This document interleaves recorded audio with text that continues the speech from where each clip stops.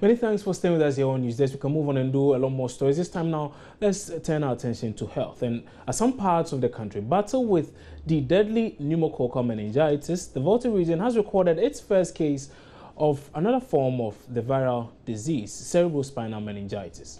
Now, the case recorded at the Kratchi West Hospital is being carefully monitored by health officials who have also intensified education to avoid a spread. District Health Director Dr. Hilarious Abiu tells Joy News the best solution is to begin vaccination.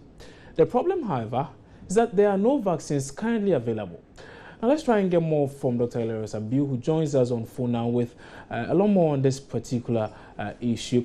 Doc, good morning. Many thanks for your time here on News Desk. Now, the very first question I would ask is, how serious is this situation? I mean, a situation where we do not have the needed vaccines for such a thing.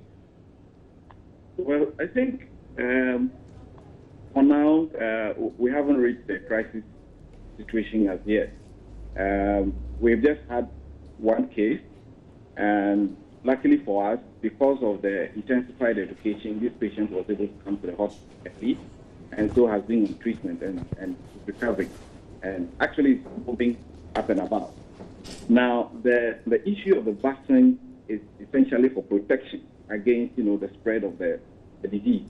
And these things don't happen regularly, and therefore it makes sense that you don't go just, immunizing the population. But as and when the suspicion is there that there's a possibility of an outbreak, then you may have to make a quick intervention to get these vaccines, to immunize the population that is at risk. The biggest problem, however, is that assuming the numbers go up, then it's going to put a lot of strain on the needed resources in terms of antibiotics and drugs, medication, space, and all of that. So for me, at the current moment, I think that what we need to do is that in the areas where these cases are coming out, we need to be able to push a lot more resources. Where the NHIS, for instance, is building facilities, it should be possible to differentially release funds to these facilities so that they can get their consumables in readiness, able to provide a cure, the cure, for the treatment for these cases that we identify. In the interim, the emphasis for us is to be able to scale up education, so that people who pick up these symptoms of headache, fever, neck pain, stiffness of the neck, and all of that could quickly report to the hospital like this gentleman has done, so that we can quickly intervene. So, Doc, my main concern has to do with the fact that we do not have the vaccines in the system, really, and I need to know why is such a thing. I mean, really. Where do I place the blame here? Is it the health authority, the health service, or which other institution really? No, I think that these, like I indicated earlier, these meningitis is not something that outbreaks that happens regularly or every now and then, and therefore for a country that is doesn't have the needed resources, it doesn't make sense to generally just immunize the entire population, because this is something that happens once in a while. But the key thing is how to respond in case there's an outbreak, like it has happened now.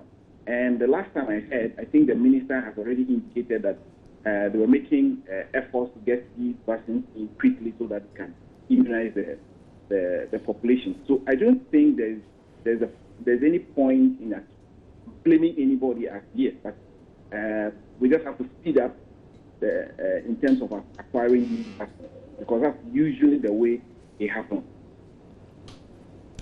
As things stand now, okay, yeah. Right, you go ahead, sir.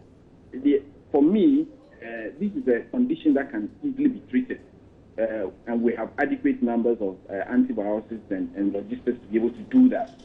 So the emphasis at the moment should not necessarily be on the vaccines, because that's more for a prevention, protection kind of thing. Now that we have cases identified, what we need to focus on is to be able to provide the needed resources. And as you know... Hello, Dr. Abiu.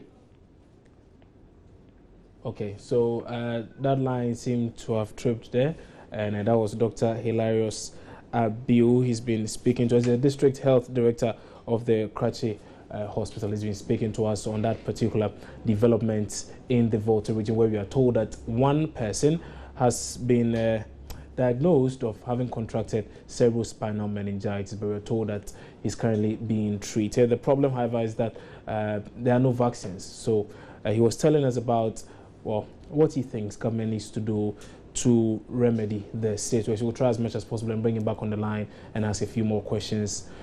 If we're able to do that, we'll bring you that particular interview. But while we wait for that call to go through, let's move on and do a few more stories. And organized labor and government are today expected to conclude weeks of negotiations on the recent utility tariff hikes and an energy levy. Now, this was the outcome of a meeting at the Flagstaff House on Tuesday to resolve a current standoff between the two. It follows considerable shifting of positions by both parties on the matter, which resulted in a nationwide demonstration by workers last week.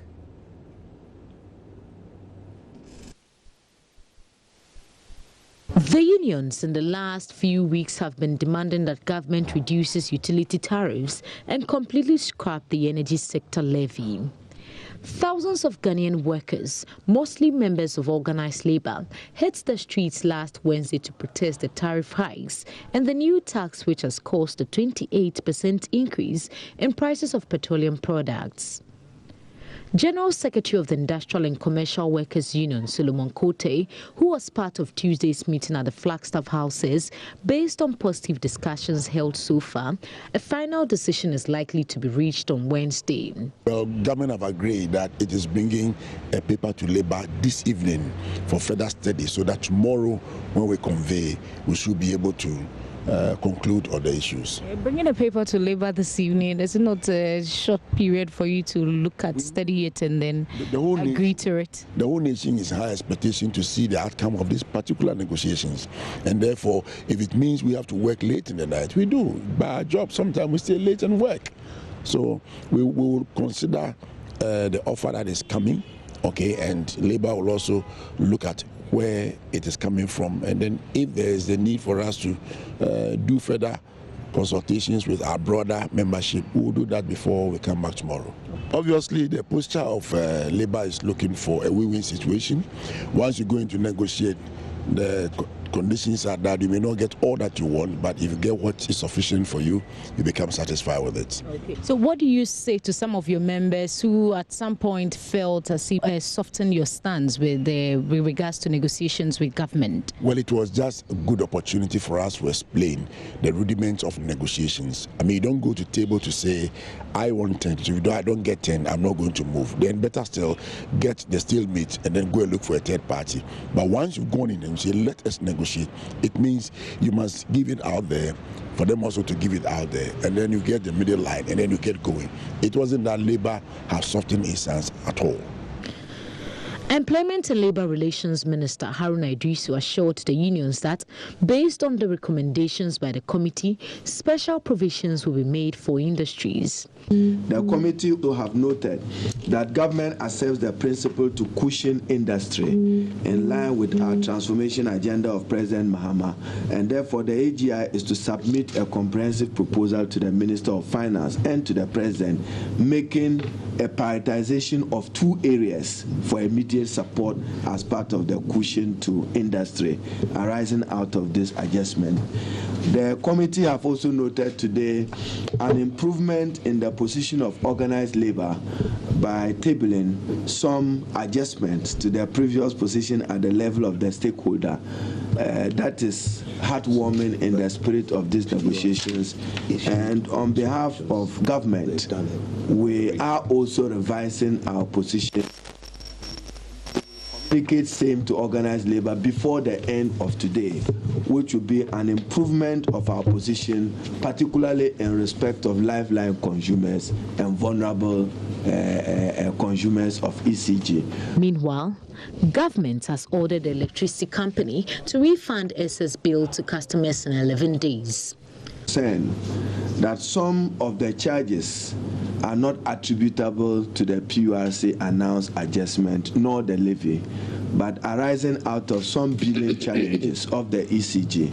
And the committee have accordingly directed the ECG as it has already taken steps to bring this process to an end within the next 14 days, so that persons who were overcharged or who got bills that were undeserving arising out of the software computation problems are largely addressed by the ECG. The Electricity Company of Ghana has said it is identifying those affected by the overbilling for refund. Matilda Pomaga for Joy News, Accra. So we can now go back to that particular health story we were doing, where we were told that one person is said to have contracted the cerebrospinal meningitis disease in the Volta region. Let's go on to the phone lines once more and speak to the District Health Director for the Karachi Hospital, Dr. Hilarious Abiu, and he joins us once more over the telephone. Doc, good morning once more, and thanks for your time. Now, earlier, we were hearing of reports of some 6 cases of pneumococcal meningitis in your region. Later, we were told that, well, that was not really the case. But even the mere fact that such information came across, well, I believe there was a bit of panic in town, really. Was that the case?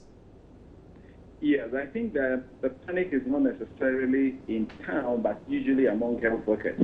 Because of the intensified education, the suspicion, the index of suspicion goes up, and therefore cases that normally would dismiss as malaria or a typhoid or something, suddenly people tend to put them into the category of meningitis so that they can screen them, for the possibility of picking an outbreak. So that actually is the case. But like we indicated, for all the suspected cases we had, only one has been confirmed, as meningitis. But do we have results of all 6?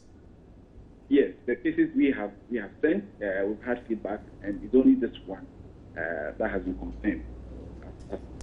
Are there any specific measures to curb the spread of either pneumococcal meningitis or cerebrospinal meningitis or any other strain of the disease in any way?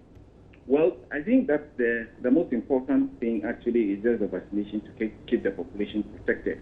But beyond that, when you have outbreaks, you would want to avoid, direct contact with persons that have had distance. We up our personal hygiene issues. We avoid very congested environments and all of that, just to make sure that we slow down the spread. So, but at the moment, I think that the most important thing is that anyone who has any symptoms of headache, neck stiffness, fever, and all of that, we need to quickly rush to the nearest hospital, be looked at. And then I want to make a special appeal, especially for us who have picked up some of these outbreaks, that for 8 months now, NHS has not paid, and because of these outbreaks, there's going to be a lot of rush. Even ordinary headaches are going to be rushing to the hospital for fear of having contracted meningitis.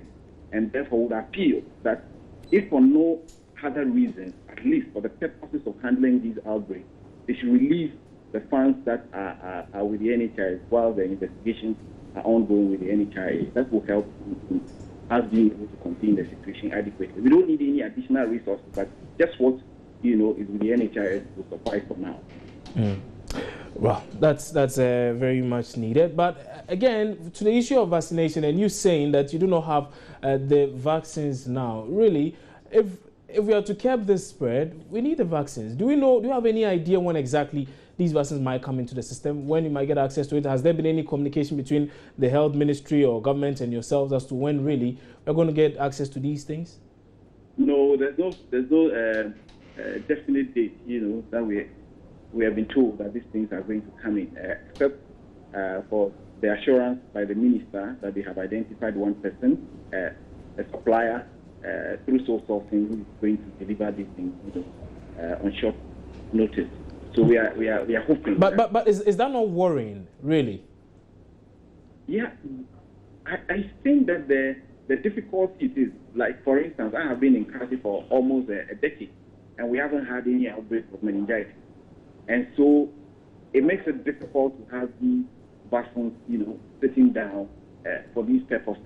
So usually it's much more of the response, the speed of response when there's an outbreak or there's a case identified, in order to get there. Okay, so you would rather suggest that the response to this particular issue has been rather slow by government?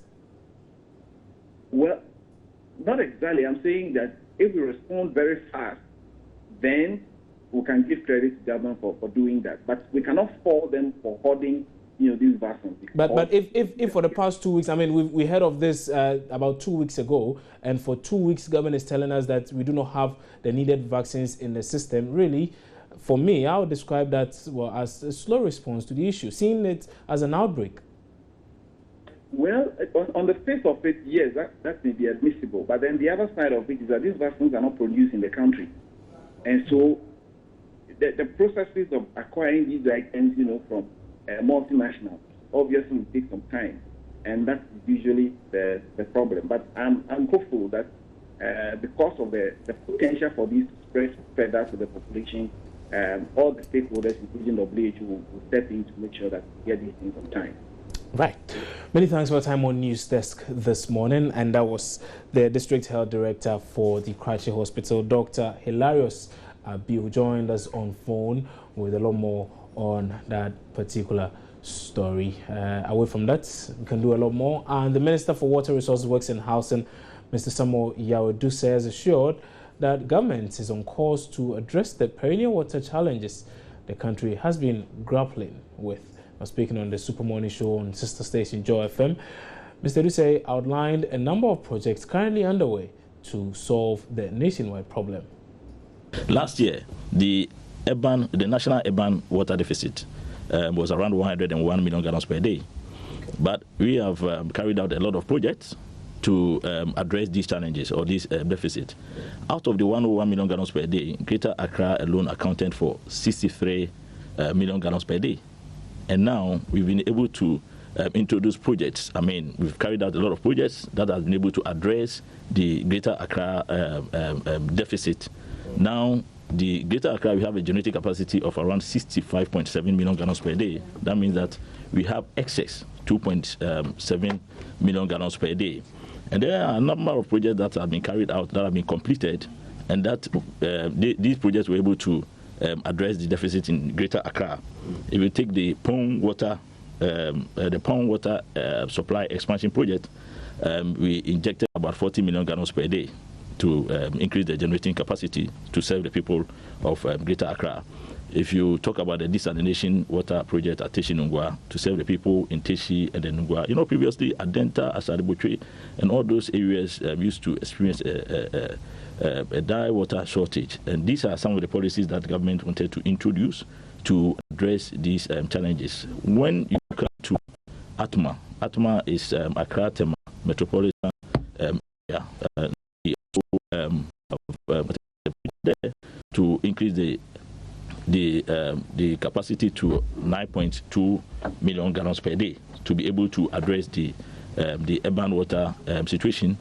When you go to Ashanti region, when you go to Mampong, we've carried out a project there to supply the people in the communities around the Mampong area.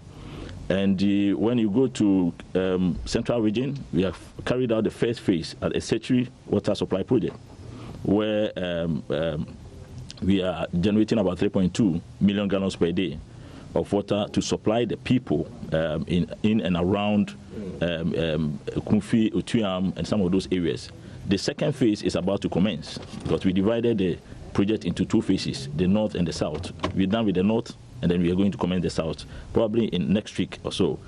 And by the middle of this year, that project will be completed so that all the communities around that area will be supplied with the potable water. Last week, I undertook some inspection, went to inspect some of the projects that we are carrying out, went to Central region, Eastern region, and Western region to inspect some of the projects. We have Winneba Akwatia Akimoda project that is ongoing. The project commenced in September 2013 and is expected to be completed by April 30th this year, that's 2016. And we went to Winneba to inspect the project. They are undertaking a rehabilitation of the plant to its installed capacity of 3.2 million gallons per day to supply potable water to the people in the Winneba township and then some communities around. From there, we went to Esetri, where I went to inspect the project over there. In fact, the plant is there, and what they are going to do is to lay the distribution pipelines to all those communities that are captured under the north, under the phase 2, which they're going to do. And they are estimating that by middle of this year, the project will be completed. That means that they will complete the project ahead of time. And from there, we went to Sechehimai. You know, Sechehimai, what we're doing is that we have excess. The plant there is, is generating 90% out of its capacity because it's supposed to go to about 100%. So it means that we have excess. So what we got to do is to connect interlink pipeline from Sechehimai to Abri Maguna, where we've constructed a reservoir there to store the water, and then connect another pipeline from there to Bimso. Bimso, we have already we have an existing plant there of 500 cubic meters, and now we have constructed 1,000 cubic meter water reservoir there so that we can supply the people of Cape Coast, because Cape Coast has been experiencing intermittent water shortage during dry seasons. Yeah. So very soon, the project is about 70% complete. Very soon, I think by the middle of this year, all that problem that you experienced in the past will be resolved in the Cape Coast and its environs.